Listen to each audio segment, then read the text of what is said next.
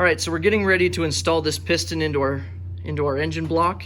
And before we can do that, what we have to do is we have to make sure that the gaps of our compression rings and our oil rings line up correctly. So you don't want them straight up and down like this, or we're going to lose compression in our engine. So the first thing you want to do is you want to make sure that none of them line up with the thrust surface of the piston itself. So we're going to kind of be working on these corners. So I'm going to put the first compression ring at this corner.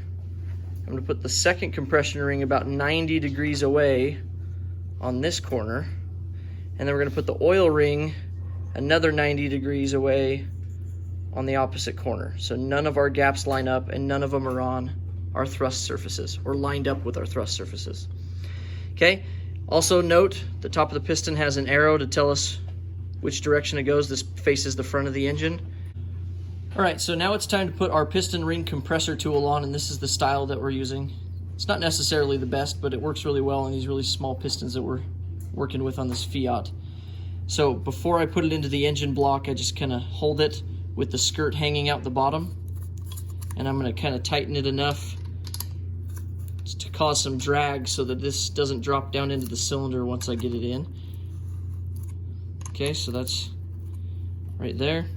I'm going to drop it carefully down into the cylinder bore, careful not to gouge the cylinder walls with the connecting rod, and get that piston started right there.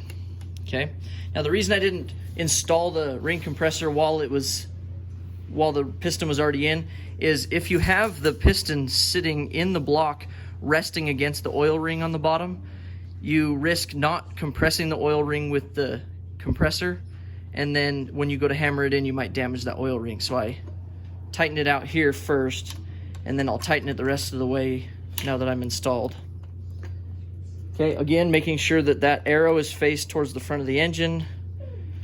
Now I have it on. I want to make sure there's no gapping at the bottom, so I'm just going to take my deadbolt hammer, just going to kind of lightly go around just to make sure that that is seated against the top of the block surface.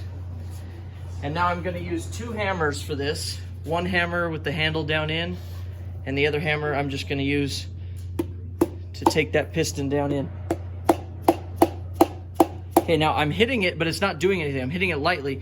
So a ring must have popped out through the bottom. Don't just keep hitting it if you feel resistance. You're going to break something. So we're going to take it off and re-inspect what happened. And right there, you can see that my oil ring popped out. So we're going to readjust and try again.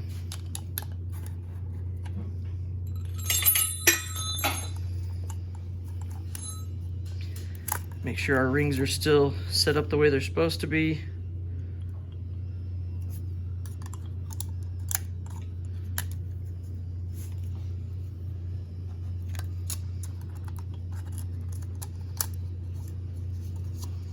Okay, let's try that one more time.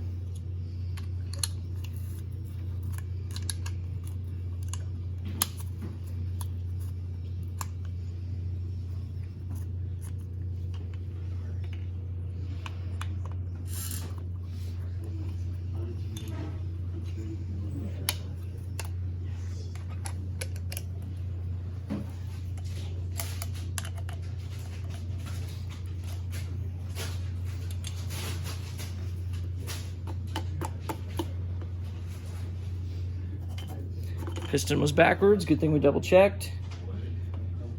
Okay, let's try that again. This time it went in smooth. Okay, that's how you install your piston.